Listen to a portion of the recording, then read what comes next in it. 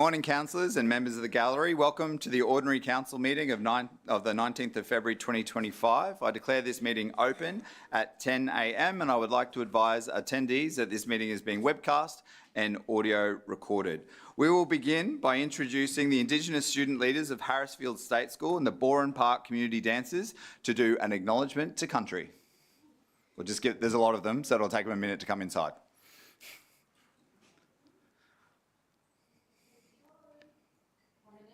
In you come. So we get the speakers to come up to the lectern. This is the first time they've seen the room because they were prepping next door. It's very exciting. So if you ladies want to come to the lectern over here, and everybody else can spread out around the room in front of the mayor's table. Yeah, there we go. We're very excited to see your performance. In the middle. In the middle. You don't all have to be in the middle, and we want you to look that way towards the gallery. I'm very happy for you to look at me, but I think you should look at all the people. And you don't all have to be on the platform. You can spread out down behind the councillors. 3 lines.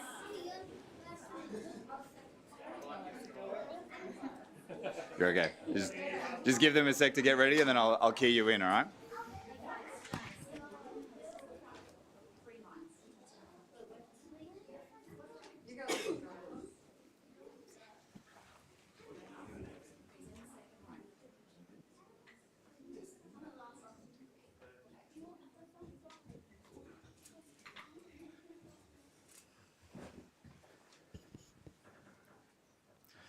When you're ready, Hayley, Keenan and Destiny.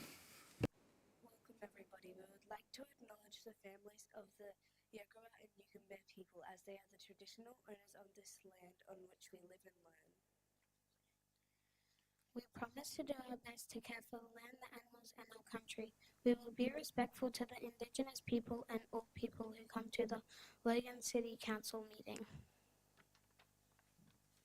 We pay respect to elders past and present, and our future leaders will uphold their memories, knowledge, and traditions.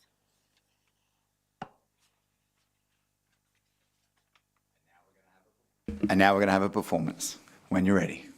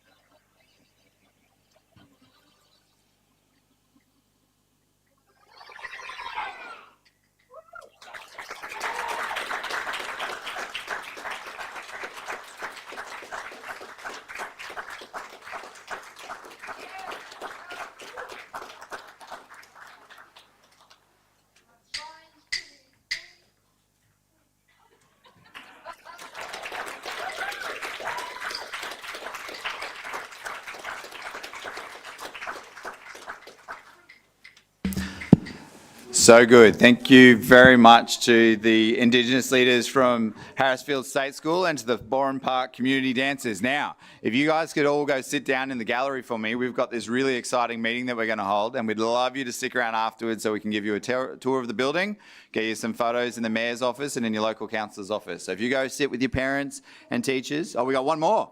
We got one more, Uncle Barry. I'm told you got another dance. I love it. You ready for your next one?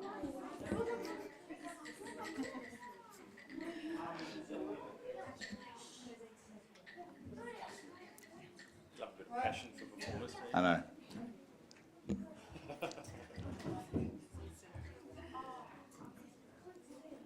Mayor, after they finish, they're going to the Logan Room and watching on the screen. Oh, cool. Nice.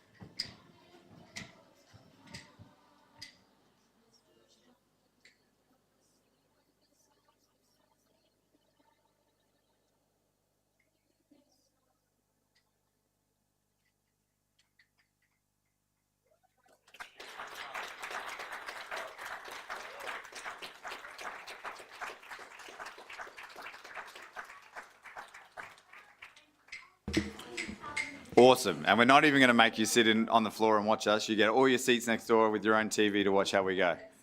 Thanks, guys. Really appreciate it. Great work. I too would like to pay my respects to the traditional owners of the land on which we meet and acknowledge that they have shared this land with us for over 200 years and they have suffered for that sharing, and pay my respects to their elders past, present and emerging. I would now like to introduce Father Ledoux James Younger from St Paul's Catholic Church to open the meeting with a reflection of faith. Please come up, Father Paul. Sorry, Father Ledoux. And everybody, Please stand.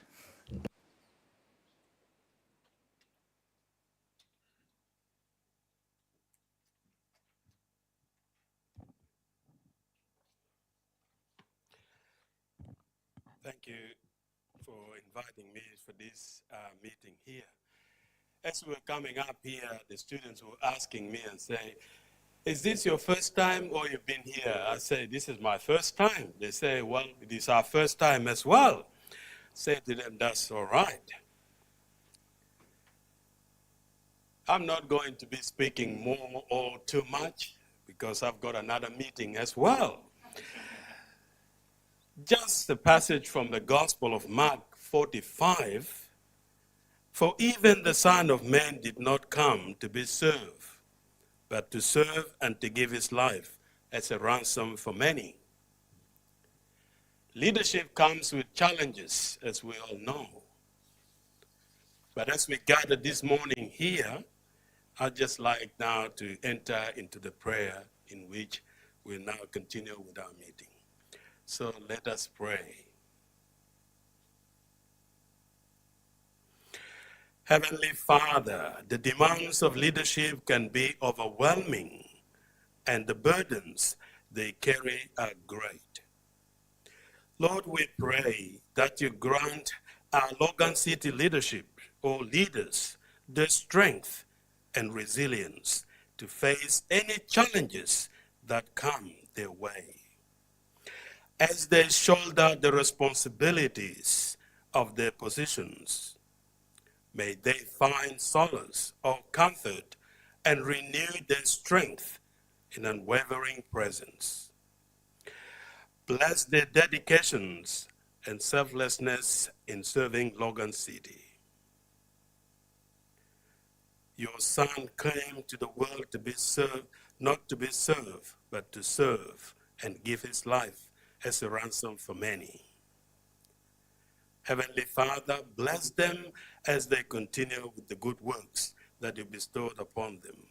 For this we ask through Christ our Lord. Amen. Thank you. Thank you, Father. Everyone may be seated. You're welcome to stay with us, Father, but I know you're very busy today, so we understand if you have to go to your next meeting. Councillors will now move to attendances and leaves of absence. Everyone is here today, so we have no leaves of absence to record. We'll now move on to condolences. Councillor Lane. Thank you, Mr Mayor. I rise today to express our condolences for the passing of two soldiers, Lincoln Gordon Edwards and Lawrence James Hancock. Lincoln served 7 years in the Royal Australian Navy from 1952 to 1959 and 26 years in the Royal Australian Army with active service in Vietnam. He was a valued and active member of the sub-branch for the Springwood Tri-Services, and he passed away on the 20th of January. Lincoln resided and raised his family in Woodridge, and he was also heavily involved in the Logan City Special School, a place that's close to all of our hearts. Lawrence James Hancock served 27 years in the Royal Australian Army from 1952 to 1979 with active service in Malaya. He was also a strong and staunch member of the sub-branch and didn't mind tipping back one or two at special events. He passed away on the 31st of January. He raised his family in Rochdale South in Councillor Bradley's division, but he used to come down to the central sub-branches. So I'd just like to do a quick poem. We'll hear their tales no longer, for old Lincoln and Lawrence passed away, and the world's a little poorer for two soldiers died today. They were just common soldiers, and their ranks are growing thin, but their presence should remind us we may need their like again. Till Valhalla, old mates, lest we forget. Thank you very much, Councillor Lane. We'll make sure that their condolences passed on to their family and loved ones. Do any other councillors have any other condolences they would like to pass on? No? Then I ask that we all rise and observe a moment of silence and reflection in honour of those who have gone before us and in support of those they have left behind.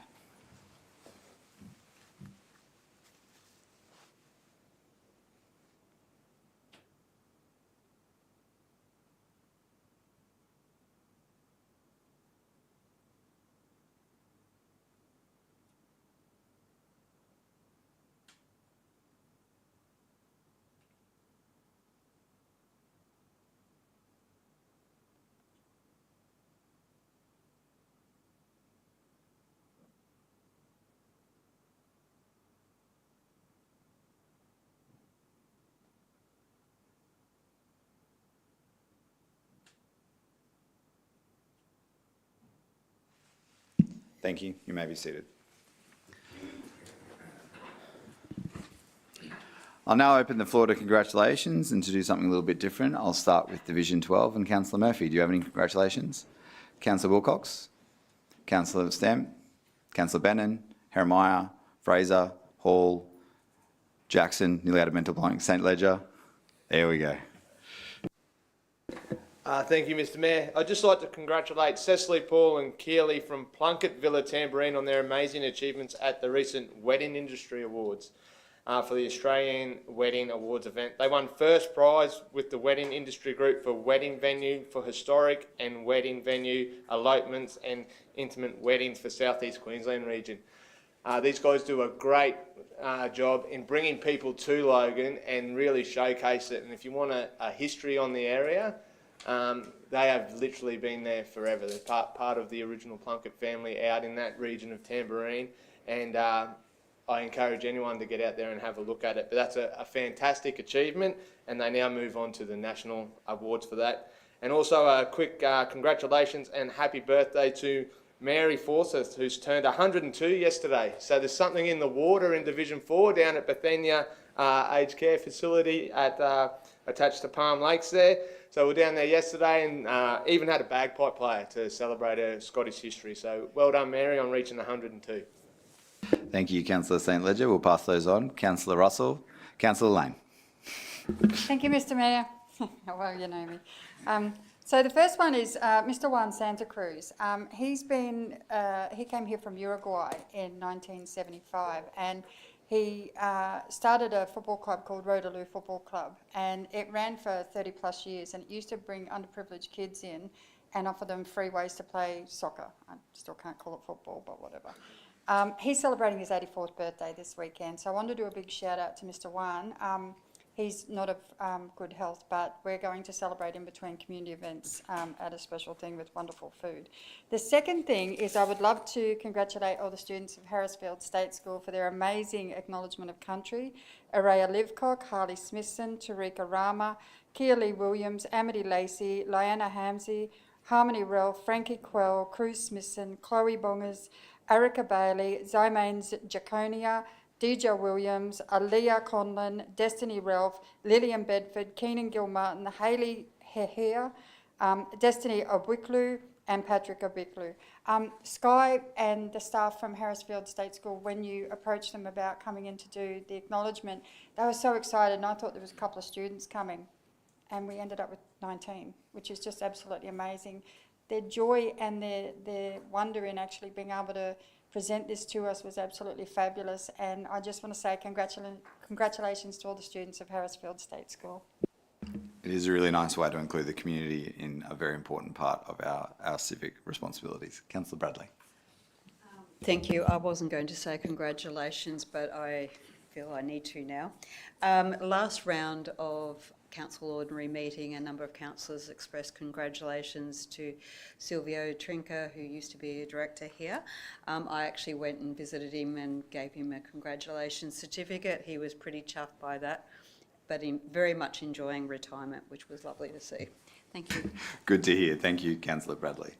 We now move on to the confirmation of minutes from the previous ordinary council meeting. I refer to those minutes from the 29th of January 2025 and move that they be confirmed. Is there a seconder for this motion? Thank you, Councillor St Ledger. All those in favour, please raise your hand. That has been carried unanimously. Thank you, councillors. We'll now move on to declarations of conflict of interest. Do any councillors have any new conflicts of interest they'd like to declare on the agenda? There being none, we'll move to business arising from minutes, which we have none of. So we'll now go into committee minutes and recommendations. We'll begin with the City Infrastructure Committee. I now refer to that committee meeting held on the 11th of February. Councillor Bannon, Chairperson of the City Infrastructure Committee, you may speak to your report. Thank you, Mr Mayor. I noted that item 6.2, the participation in bike riding encouragement program, was deferred for further consideration. Therefore, this item will be addressed later in today's agenda and separated from the bulk of the adoption. I also note that the Mayor has proposed an amendment for item 6.1, the Statement of Intent for Road Pavement Assets Renewal Program 24-25 and beyond. Therefore, we will address this item first. Thank you, Councillor Brennan. I now refer to item 6.1 in the City Infrastructure Committee and thank councillors for their indulgence for the lateness of this amendment. The amended resolution is now on the screen. I'll speak to it briefly first and then see if any other councillors would like to speak to the amendment. The main changes are in the last two clauses, which refer to the authorisation that council is giving to the Road Infrastructure Delivery Manager and the Road Infrastructure Planning Manager to either be able to change the prioritised order of the projects or add or remove projects for specific reasons. The amendments seek to require those managers to inform council when that happens so that we can communicate those changes to the community and make sure that everyone's aware. I feel this is a good level of accountability and transparency, as it means that when the authority that we've given the staff is used, we can make sure that we're aware and that we can keep our community informed. Do any councillors wish to speak for or against the motion? Councillor Wilcox? It's not particularly in regards to the motion, but it is in regards to the report. Can I move the report? I'll move the report first, then you can speak to it. How's that sound? I'll move the amended motion and then you can speak to it. Sure. So I'd like to move the amended motion on the screen. Sorry, Madam Councillor Lane. Sorry, I was about to call you Madam Chair. Well, thank you so much. I actually wanted to speak to the changes to the recommendations. I think it goes a long way in allowing councillors to be able to communicate with their residents. I know I asked a number of questions inside this committee meeting and specifically about the order of roads and how they were selected, and I think any changes, particularly from the management and above, if it's transmitted to us, we're able to actually explain it to the community. So thank you very much for these amendments. Thank you, Councillor Lane. I move the amended motion on the screen. Would someone like to second that motion? Thank you, Councillor Bennon. I now open the floor for discussion. Councillor Wilcox. Thank you. And whilst I do agree with your changes, I think they do go to a big way to helping us communicate. But, Mr Mayor, the community deserves better road infrastructure, and I'm hoping the discussion that you had with the Premier yesterday may have outlined or paved the way for the state government to see the need for road upgrades in Logan and in particular the state-led PDA areas where the population growth is occurring. I did want to mention for our Director of Roads, Darryl Riley, please thank Anthony and Jin for coming up and explaining the whole process to me. I do understand it and I understand the position of why they have these lists. However, I believe we must prioritise our roadworks and upgrades better. For the Division 11 residents that are sharing their frustrations with me about being stuck in traffic every day, I know how frustrating it is because their daily commutes are my daily commutes in and out of the area. Last week we had an extensive discussion about the road's SOI list. However, the very next day I received text messages, phone calls and emails from residents about planned resurfacing works that are about to occur on Newbeath Road. These works were identified back in the 2020-2021 and scheduled for 23-24. However, it's only just about to be completed. Now, whilst I have logged a few potholes in this section over the years, they were nothing major and nothing that one would think needs resurfacing. Just 500 metres though before this section of road, it's been deteriorating for years. My concern is when these reviews are being conducted, how often do officers physically go and inspect these sections before locking in contracts and sending out notifications, especially when they're sending out a notification to complete some major upgrades to Newbeath Road, whilst I have major construction upgrades happening on Teviot Road and it's already under speed and clogged. While some roads appear to be on this SOI list and they appear to be in good working condition as Councillor Lane stipulated in the committee, others seem like they're constantly overlooked. Teviot Road is a prime example. Since being elected in 2020, I've constantly logged potholes for this section of road and highlighted the need for rehabilitation in certain sections. Last week, an amendment was made and officers added most of Teviot Road to the resurfacing list, which I believe is for 2026. Personally, I don't believe sections of road, some of these sections of road will actually last this long. They're already breaking up. At the moment, it feels like you're actually driving an obstacle course when you drive down Teviot Road. It's so riddled with potholes. But this isn't the only road that's in this state, in the division. I constantly hear from local residents who share their frustration about the need to repair their cars due to poor road conditions. And I can back that up. Last term, having 4 flat tyres in one term, 3 of them on one day from the same section of road. Today, I will be voting against this report because I believe that council needs to do better. We're endorsing a list of roads of resurfacing works for the next 1, 2 and 3 years at a cost of nearly $150 million. These lists should serve as a guide, not a definitive plan or a definitive list. There are many other roads that I would happily postpone in favour of others that need immediate attention, and also advocate for funding of upgrades where it's desperately needed for the area. I'd like the residents and motorists to know that I will continue to advocate for the necessary changes to improve our roads. And Mr Mayor, I hope your discussion went well with the Premier yesterday. I'm eager to find out how the discussion on roads went. Thank you. Thank you, Councillor Wilcox. You'll be pleased to know the Premier is grateful for the growing pains that Logan is going through. And we had a discussion about the Housing Infrastructure Fund and how we could access that, how we could get into the front of the queue so that we get funding before everyone else. But I'll keep that under my hat for that strategy because we don't want other councils to pinch it from us. Councillors, you have a motion on the screen. Would anyone else like to speak for or against the motion? Then I'll put the motion to the vote. All those in favour, please raise your hand. That has been carried with the exception of Councillor Wilcox. How do you vote?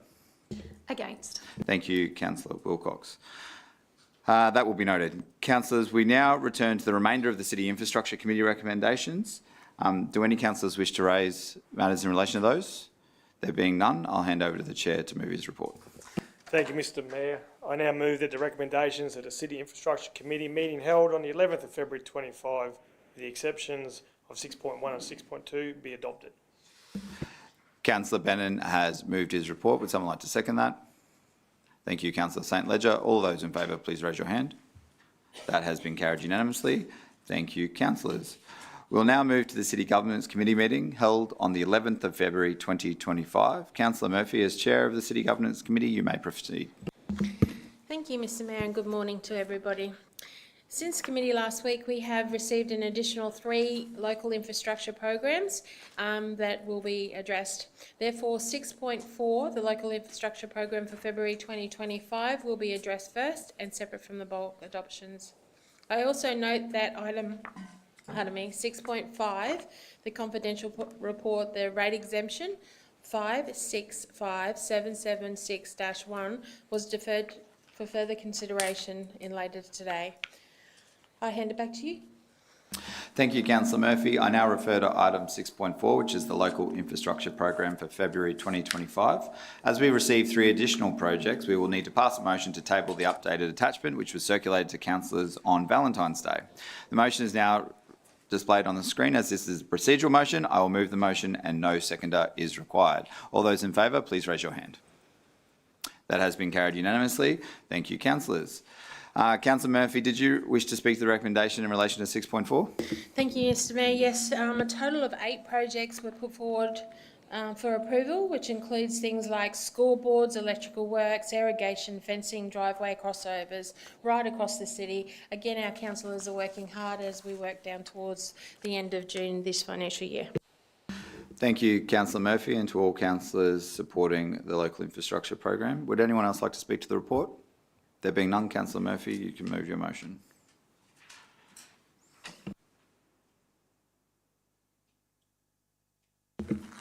Sorry, Mr Mayor. Sorry, I jumped you by You've passing it back to you. I'm happy to move it if you like. Yes, thank you. I've moved the motion displayed on the screen. Would someone like to second that motion? Thank you, Councillor Murphy. All those in favour, please raise your hand. That has been carried unanimously. Thank you, councillors. We now move on to the remainder of the City Governance Committee recommendations. Councillor Murphy, would you like to speak to those recommendations? Thank you, Mr Mayor. We were just above ourselves, weren't we there? So last Tuesday, the City Governance Committee considered 8 reports. We're working really hard in governance. Representatives from the Underwater Innovation Lab presented their draft 4-year strategy plan for the Council's endorsement. Additionally, the Council reviewed several amendments to the delegation and the new powers of the Chief Executive Officer.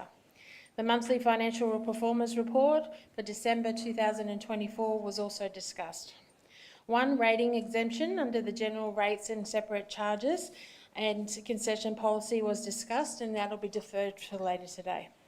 Furthermore, the operational report plan and the digital transformation program was discussed and detailed in the Quarter 2 performance results for both.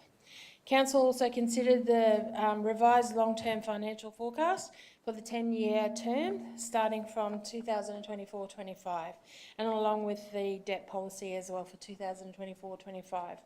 Mr Mayor, we're working hard with Council to make sure that we are ready for our future budgets and the stability of Council. I hand it back to you. Thank you, Councillor Murphy. Do any other councillors wish to speak to any items on this report? There being none, Councillor Murphy, you may proceed.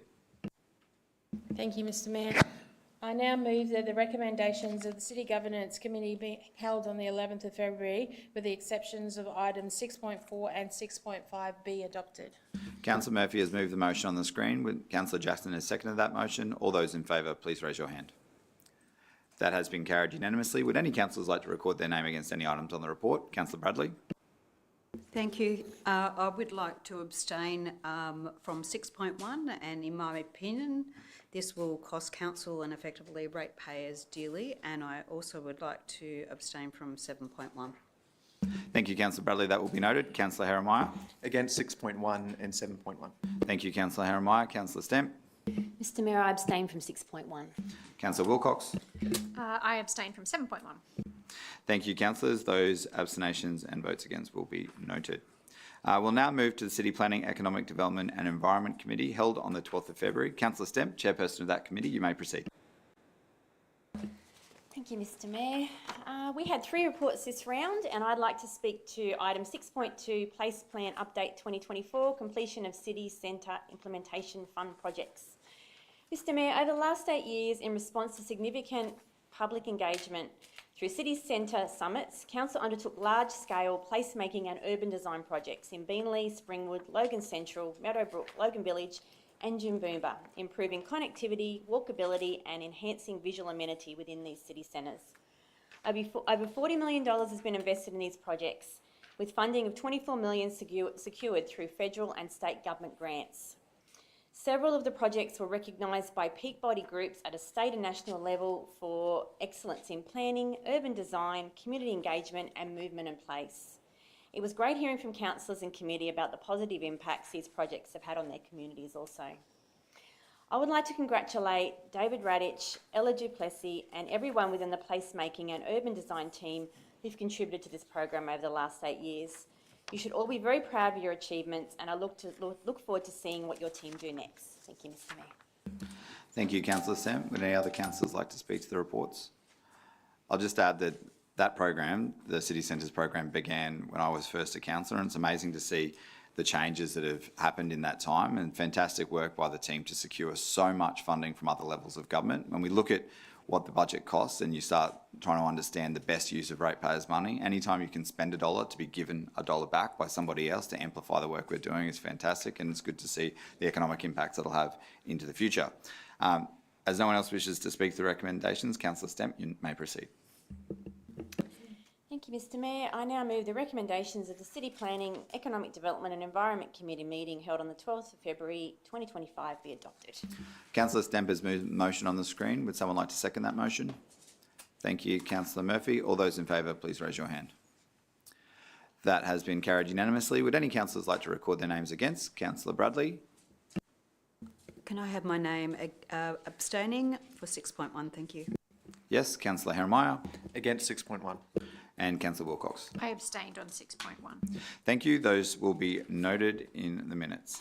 We now move to the City Lifestyle Committee meeting held on the 12th of February 2025. Councillor Hall, chairperson of that committee, you may speak to your report. Thank you, Mr Mayor. At the City Lifestyle Committee last week, councillors received a report on the Logan City Council Libraries Learning and Discovery Plan for 2025 to 2029. This is Council's 5-year roadmap detailing how our libraries will offer purposeful programming and resources that support the community's lifelong learning needs. The plan aims to position our libraries as places that embrace new ideas and celebrate our diverse community, contributing to creating a proud, connected and healthy city. If you like our libraries, please let us know, and please let Facebook and social media know as well.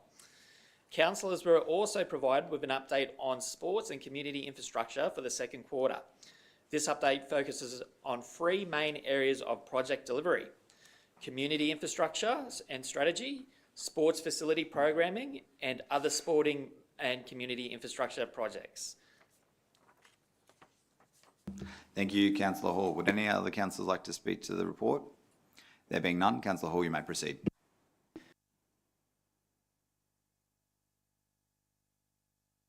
12th of February be adopted. Councillor Hall has moved the motion on the screen. Would someone like to second that motion? Councillor Bannon, all those in favour, please raise your hand. That has been carried unanimously. Would any councillors like to record their name against any reports?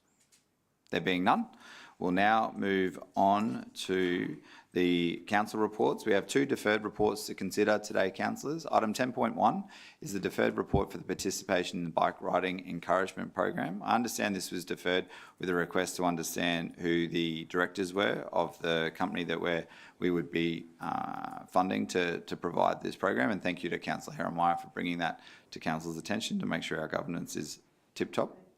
Hey, was it Councillor? Oh, was it Councillor Lane? Sorry, Councillor Lane. My apologies. My apologies. Credit where it's due. He was nodding. He was totally nodding. Going, yes, thank you, Mr. Mayor. I am excellent. There we go. So, Councillor Lane, thank you very much for your commitment to corporate governance and making sure we do things properly. No one does it better than you, Councillor Lane. Councillors, we'll begin with item 6.2 from the City. We're going to begin with, from City Infrastructure Committee meeting held on the 11th of February. You have been provided the additional information. Do you wish for Director Riley to speak to the report, or are you ready to vote? No questions for the officers? Councillor Bradley looks like she wants to. Going once? Yep, there we go. Councillor Bradley. And then Councillor Stemp. I will vote on the matter today, but I do have concerns that the data is going overseas, and I did express within committee that I'm not sure there will be a massive uptake of this, and I'm looking forward to the outcomes and maybe reviewing it, because previously we have undertaken bike events in the city simultaneously with Brisbane City Council, and personally I think that was a better model. But anyway, we'll go with this. Thank you, Councillor Bradley. Councillor Stemp. Thank you, Mr. Mayor. Because it was deferred, I thought I'd take the opportunity to maybe just talk a little bit more about my understanding Have a second of the chop? report. Is that Yes, what you're doing? please. Yes, good. Because obviously this was brought to the Road Safety and Active Transport Advisory Group, which I'm the chair of, and I think it's really important that we listen to our cycling community, because they do represent quite a large group of people in our city. Look, we're driven by data, and this program helps capture data we need to make future informed decisions about allocating active transport funding across our city. We need to encourage more residents to ride. We need the data to understand why residents don't cycle to get from A to B, and understand how we can make their riding experience better. The Love to Ride platform can provide live, up-to-date data on workplaces involved, residents involved in the program, new riders, kilometres ridden, number of rides, CO2 saved, which I think is an interesting statistic we could tap into, give anonymous feedback on how safe and comfortable they feel when riding bikes on different streets. They have the ability to literally just scan an area that they think needs fixing, which I think is really interesting. And we also get a dedicated engagement manager to Logan working 30 days on this program in our city for our residents. Ride participants can also log their own rides, track their bike kilometres, set goals, and it's really quite a social page. I was having a good look through last night, reading a lot of the comments. It seems quite a social program. Item 4 in our corporate plan focuses on a healthy, connected community. Cyclists tell me we aren't doing enough in this space. We have more than 1,500 kilometres of shared pathways along our roads, and many more in our parks and natural reserves, with 6 named routes that follow parks and creeks, providing off-road facilities and that are easy to follow, providing access to workplaces, shops, libraries, 6 aquatic centres and more than 200 sporting facilities. I know there's no guarantees that residents will sign up to this program, but other local government areas have had success, and I was having a good look through all those last night also. The Department of Transport and Main Roads Bike Encouragement Program have provided grant funding to help support the program, and councils spend money on programs to encourage active and healthy community participation all the time. I believe this is a step in the right direction, and I support this initiative. Thank you. Thank you, Councillor Stemp. Would any other councillors like to speak to the report? Councillor Stemp, there's a motion on the screen. Would you like to move that motion? Councillor Stemp has moved the motion on the screen. Councillor Bannon has seconded that motion. All those in favour, please raise your hand. That has been carried unanimously with the exception of Councillor Lane. How do you vote? Against. Thank you, Councillor Lane. That will be noted. We'll now move on to the next deferred report, which is item 10.2. This is a confidential report in regards to a rates exemption. Would any councillors like to move into confidential to discuss this report further, or are you ready to vote? As no one is ready to move into confidential, I will put the motion to vote as there's nothing on this report we can discuss publicly. We'll put the motion on the screen for councillors.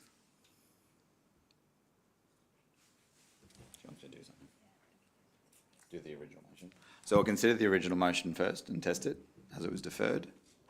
This is the motion that was put before council during committee round.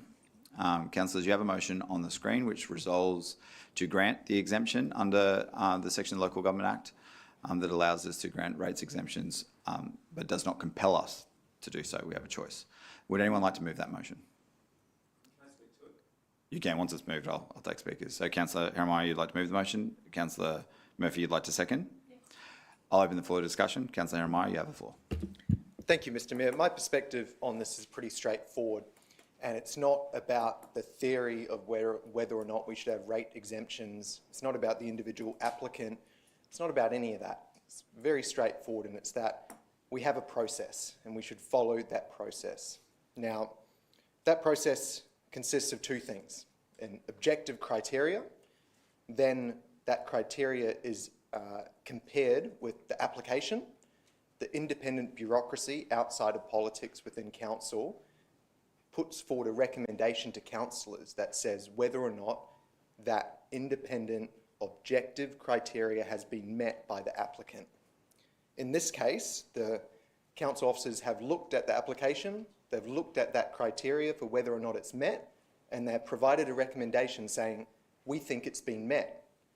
Now, if there's an issue with the independent criteria, and if we want to change how council deals with the rating exemptions, we should change the criteria. We shouldn't just start declining applications as they come in, as there is that test. I think if we want to change how council deals with rating exemptions, we should do it the proper way, which is by changing the test, not just declining applications that have met their criteria. So that's why I've moved this motion, that's why I'm supporting it today, and I look forward to the discussion. Thank you, Councillor Heremiah. Would any other councillors like to speak to the report? Councillor Lane. Thank you very much, Mr Mayor, and I asked questions in committee about this. Without putting the details of the applicant, we have an applicant that owns, two applicants that own a property, and they lease that property to a charity, and they're asking for a rate exemption. Now, I don't know, well, it says it in the report, it's on page 4 of the confidential report, that the owners of the property lease this property. Just be very mindful what you're talking about, Councillor Lane, because if it's in the confidential part of the report, you can't refer to any part of that report.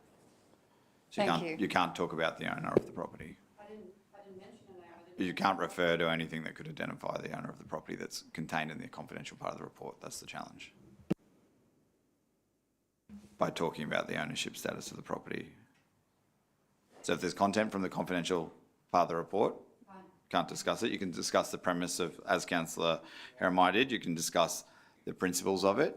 Thank you, Yeah, but you just can't refer to the owner of it. That's no worries. So if a person owns a property in the city and that person leases a property out to a group that is a not-for-profit, how is it that they can get an exemption? I don't understand this process. If a group owns a property and carries out a not-for-profit. I do have a concern, point of order. I do have a concern that the Local Government Act might be being breached here.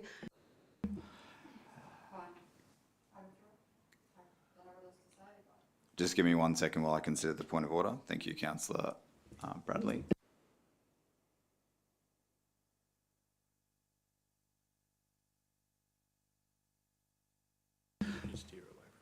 I think it's safer to avoid talking about anything that could potentially identify the member. Do you withdraw those remarks, Councillor Lane? I do. Thank you, Councillor Lane. Did I see other speakers before Councillor Murphy? So just to be clear, I'm upholding that point of order and you've withdrawn. Thank you very much. I appreciate that. Councillor Murphy. Thank you, Mr Mayor. And being the chair of the governance, which this come up, it did raise massive debate within our cohort, and it brought out an element of where these rating exemptions actually sit within our city. And I understand where Councillor Lane is going, but like Councillor Heremiah has said, this fits the criteria. We've been given a recommendation with regards to the councillor officers. We need to deal with this, and if we need to change the policy for the exemptions further down the track, then we should do so right then. But we really need to look at this particular report that we've got in front of us. It has been controversial. It has brought up a lot of discussion, which is absolutely brilliant. That's what we're here for. We're here to debate and change things as we go along. I just want to take that into consideration, but we do have a recommendation from the council officers today. Thank you, Councillor Murphy. Before I go to Councillor Bennett, I have a question for the Director. Under the Policy, Director Strachan, does Council have discretion at all to determine? So there's obviously a set of criteria. Is there any discretion for Council under the Act or under the policy, or do we have to go with the staff's recommendation? I'll take the question from the City Solicitor as well, if you prefer. I'll have the first go, so through the chair. The policy actually is constructed in a way that does give the discretion to councillors to make the decision. This isn't an application that has invoked the specific exemption. It is being explored as a discretionary exemption, and that discretion sits with the councillors. Thank you very much. Councillor Bennett, did you want to proceed? Yeah, thank you, Mr Mayor. We vote against our officer recommendations a lot, so it'd be nice if we want to start that. Sure, the officers would love it for us to support every recommendation that gets brought to council. The discretion is at the council to vote which way they seem fit, whether that's against a recommendation or for the recommendation, and that's always been what we've done here. Thank you, Councillor Bennett. I'll weigh in. I acknowledge Councillor Heremiah's position, and it's a valid one, that if you have a policy, you should follow the policy. The policy allows discretion of council explicitly to make sure that we're not just following a vote by numbers process where we blindly do what officers recommend. I wasn't elected to do what bureaucrats recommend to me. I was elected to represent the community. My concern is around the impact on the budget that continuing rating exemptions will provide. In the last round, we refused some very worthy rates exemptions, and it was on the grounds that it was on some unusual grounds that the officers recommended, setting precedent, which I don't believe actually exists in the policy. So the officers often use their discretion in their recommendation to us as well. So my position on this is I'll be voting against this motion, against this exemption, because I believe that in the conversation with the community, they want us to be very tight on how we use their funds and what exemptions we provide to the revenue that we can raise. I think that all organisations that are not-for-profits do great work in the city. I just think that it's reasonable that they contribute to the running of the city because they obviously put pressure on the city's finances through their good work. It's not a reflection on the work any organisation does. I think that the ratepayers of Logan expect that everyone will contribute, so we have a great city to live in. Councillor Heremiah, did you want closing remarks because you removed? Thank you, Mr Mayor. And if council chooses to exercise that power of discretion that we hold, it's best practice to provide a statement of reasons, especially as this has an adverse impact on the applicant. I think that if we do exercise our discretion as a body to decline an application, we should provide reasons as to why. Thank you, Councillor Heremiah. Councillors, are there any further discussion on the motion? It has been moved and seconded. I will now put it to the vote. All those in favour, raise your hand. That has been lost. I will go around the room to get councillors to declare their vote. Division 1? Against. Division 2? Abstain. Do you want a reason? No, thank you. Division 3? I'm abstaining, and I'd like to give the reason. I missed the greater debate of this one because I was away sick on the day, and it's just cutting it really fine on the line for me, so I just don't want to have to pick one side or the other. Division 4? Against. Division 5? For. Division 6? I'm going to abstain, and I'd like to provide a reason. The reason is I can't provide a reason if I go against, but basically the reason is that we simply shouldn't just do things because they tick every box. We need to look at everything that comes through. We need to read through it. We need to make sure that we're doing the right thing for the city, for the people, for the other ratepayers who are paying the rates to keep this organisation going. Thank you. Division 7? For. Division 8? For. Division 9? Against. Division 10? For. Division 11? Against. Division 12? For. And I am against.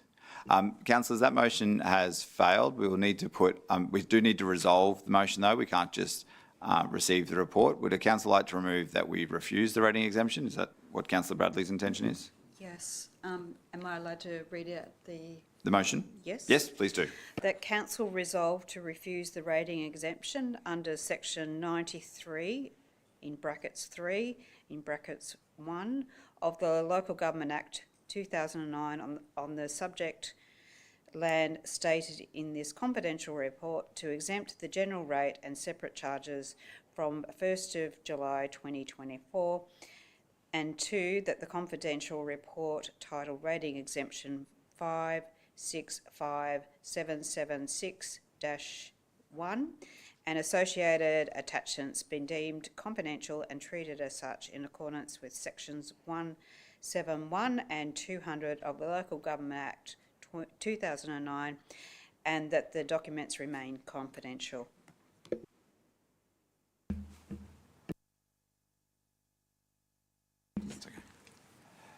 Thank you, Councillor Bradley. Councillor Bradley has moved the motion. Would someone like to second the motion? Then I'll open it to debate. Councillor Bennett has seconded the motion. Would any councillors like to speak to this motion? There being none, I'll put the motion to the vote and then see if a reason wants to be provided. Councillor, all those in favour, please raise your hand. I'll go around the room. Councillor Bradley. For. Councillor Lane. For. Councillor Russell. I'm going to abstain again, and I'd like to just give an additional reason, which is that I think that this exercise has demonstrated that this is a policy that needs to be reviewed. Thank you, Councillor Russell. Division 4. For. Division 5. Against. Division 6. For. Division 7.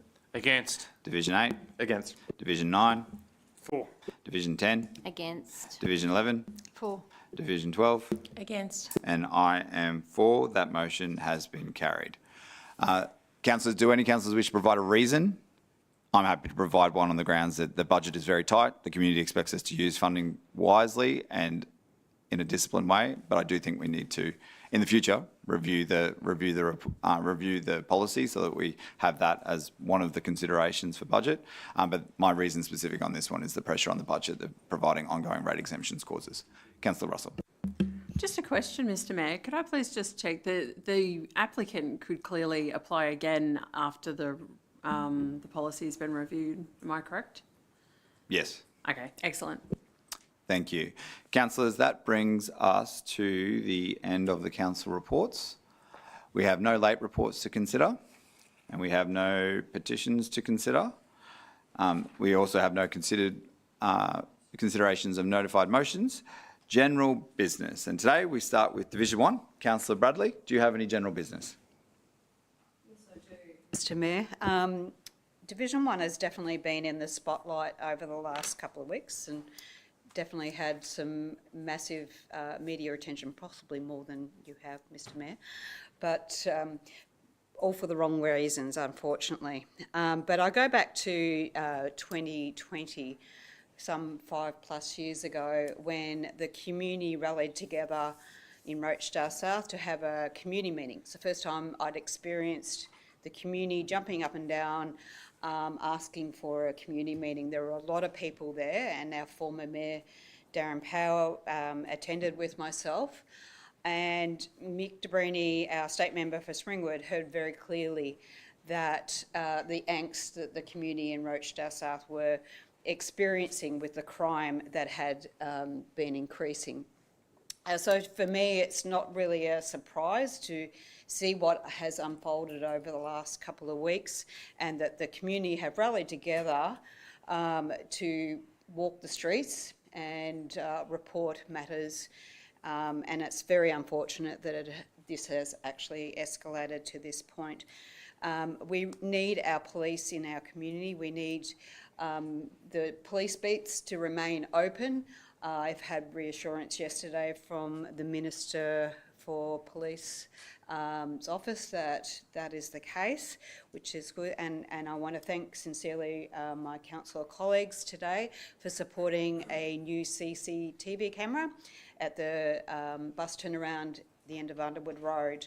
There have been some antisocial behaviour, hooning, illegal dumping at that location. So this is our way of helping the police, and definitely am very grateful that you have supported that today.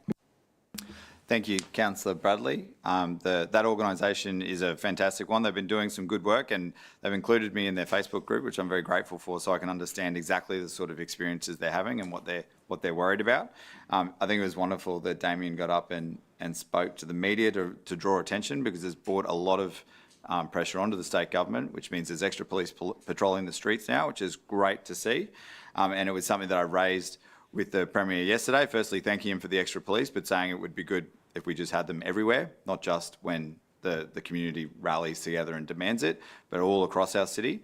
He assured me that there's more police on the way, so that's exciting news, and I'd love to see what that looks like if we get more boots on the ground and whereabouts in the city they go, because there's many communities that are asking for meetings similar to the one you attended last term.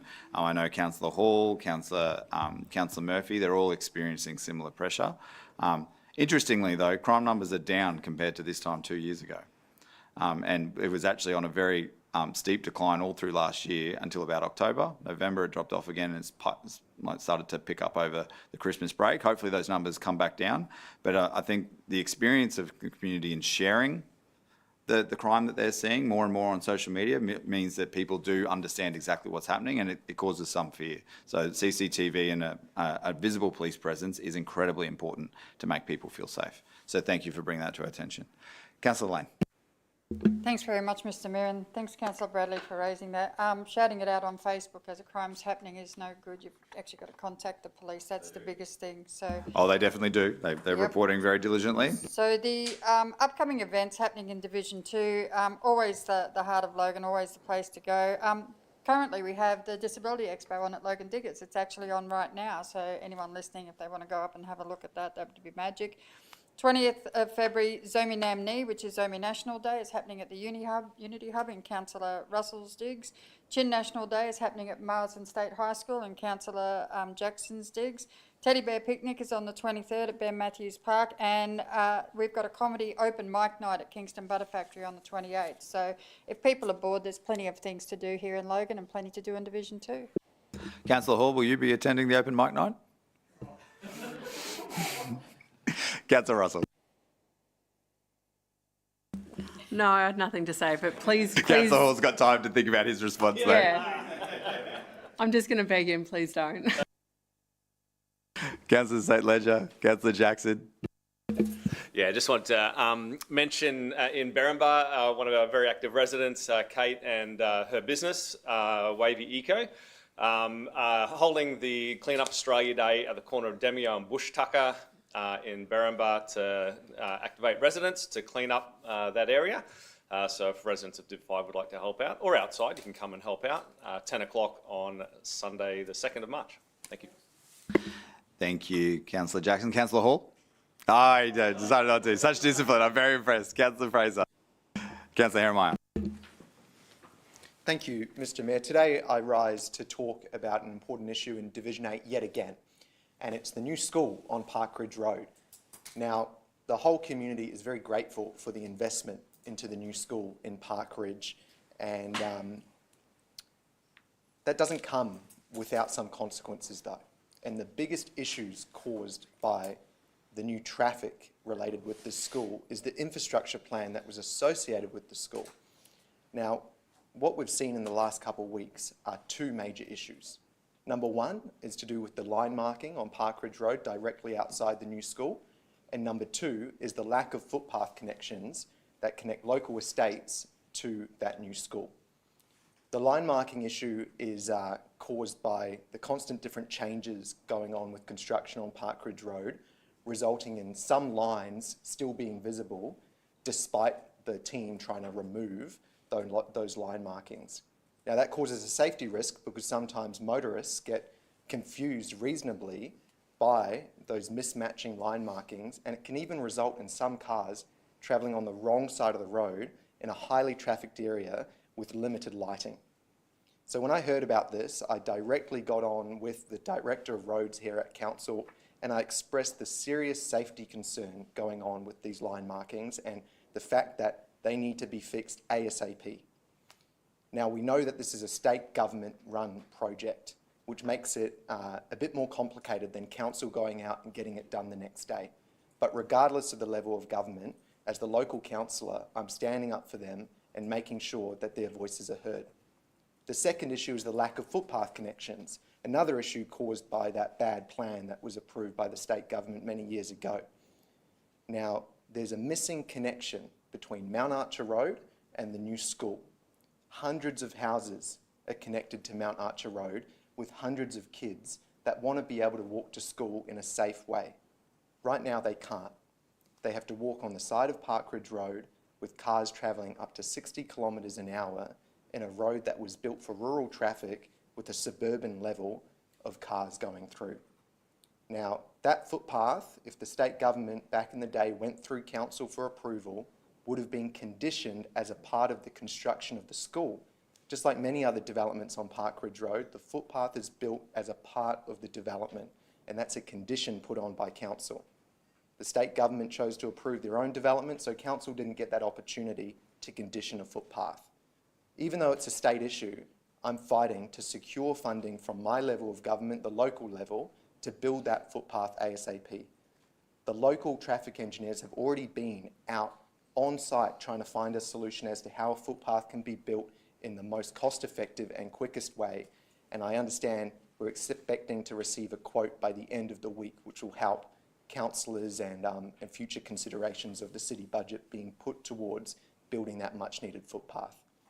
There's a lot of work going on, Mr. Mayor, and I'm focusing on getting the job done rather than old-fashioned, useless political bickering, and I look forward to seeing some good results on Parkridge Road. Thank you. Thank you, Councillor Herrenmeyer. Director Riley, did the state government seek feedback from us about the school, and did we provide any feedback? Do you want to use the microphone for me so we can... Through you, Mr. Mayor. Yes, there was requests which were actually provided to council. I have engaged with counterparts across both myself and the other directorates. We did provide advice to suggest that they should be incorporating those facilities within their operations. They did not include that in their own approval of those works. So we did our part to make sure they were aware there was no footpath and it would be a good idea to install one. We certainly have raised it with them so that it wasn't something that they were unaware of. No. Excellent. Keep up the good work, Councillor Herrenmeyer, and look forward to seeing a footpath soon. Councillor Bennett. Thank you, Mr. Mayor. This one's a bit off the cuff, and you know me better than most, Mr. Mayor. I think every time I get up, you expect it from me. It's not very often I get moved by someone talking. I'm more of an action type of guy. But Councillor Lane, when you talked about your condolences, you really hit me, and obviously because I'm soldiers and military, but mainly because Councillor Lane never talks just for the sake of talking. So I just want to personally acknowledge Councillor Lane. You're a brilliant woman. You're great at what you do. You're a pillar of your community. I'm not sure how many years you want to do the job for, but the city will always be better with you as a part of it. Oh, brownie points. Look at that. Excellent job. Now can you turn your microphone off? Thank you. Councillor Stemp. Councillor Wilcox. Thank you so much. Hard act to follow. You're going to compliment somebody else? But listening to both Councillor Bradley and Councillor Herrenmeyer, they both twigged me today to get up and speak. So similar to Councillor Herrenmeyer, we've asked Flagstone State Community College to do some work surrounding their crossing and make it safer for students walking in between the state school and the high school and that sort of thing. We've been waiting for the works to be completed. They've finally been completed because now I actually have to have investigated fencing, which I'll have to lip fund, literally the whole front of the school, because literally I had to put on my teacher voice when I was out there the other day, standing with the deputy principal, and get very firm with some boys and tell them to go to the crossing because they were just crossing in between cars and it was quite dangerous to watch. So I'm hoping a lip consideration will come up shortly for a lot of fencing along the street in front of it. And to Councillor Bradley, she's talking about the police. It twigged me. I was in a meeting yesterday with Parks regarding vandalism. I've had that much vandalism throughout the holidays, nearly in every single toilet block throughout Division 11. The damage to all of them has been huge. I'm actually trying to get the cost off the Parks branch at the moment so that I can actually let people know how much vandalism costs us as a community and as a ratepayer, because I want people to know, because I want them to be informed and I want them to see it and report it. So my advisor and I have actually come up with a little game basically for March, and I'll actually plug it here. I'm actually going to put it out there, and I want to know who in my division is actually seeing it and reporting it the most, because I think at the moment the pair of us probably log, I'd say, at least upwards of 80% of the potholes, of the infrastructure damage, everything that's going wrong in the division. So I'm imploring the community, if they see it, report it, not just to me, but to council and to the police. Further details will come on this so that they can actually know how to do this. But it is up to the community, and they need to report it. When they see the vandalism happening, report it to the police. When there's hooning, when there's anything, just report it. Without that intel and without those figures, we can't get the police to go where they're needed. So thank you. And just want to reassure residents that if you do report graffiti, the team that removes the graffiti records photos of it, so that if and when the police catch up with them, they don't just get charged with one instance. Tags will get charged with 30, 40, 50 instances, so there's significant penalty for it instead of just a one-off. Councillor Murphy. Then I'm last, and I'll follow Councillor Bennon's suit, and I just want to applaud every single councillor here for the great work that you did during committee round last week. I wasn't here, but when I was watching the replay, I loved to see the way that you were interrogating staff, the questions that were being asked. They were really good questions, and I think the community would be proud of the way that you were, especially around the statement of intent and understanding exactly why things were being done the way they were and how that would impact the residents. I thought it was fantastic, and that was everybody who was in the room all contributed, and it was really constructive. I was very proud, and I actually bragged about you a bit to the other mayors that I was with, going to your councillors ask questions like this, because I think it's fantastic. So keep up the good work. It was great to see that the tough questions were being asked in my absence, and I'm sure your residents would be very pleased. That brings us to the conclusion of our meeting. I declare the ordinary council meeting of the 19th of February closed at 11:07 a.m. Thank you very much.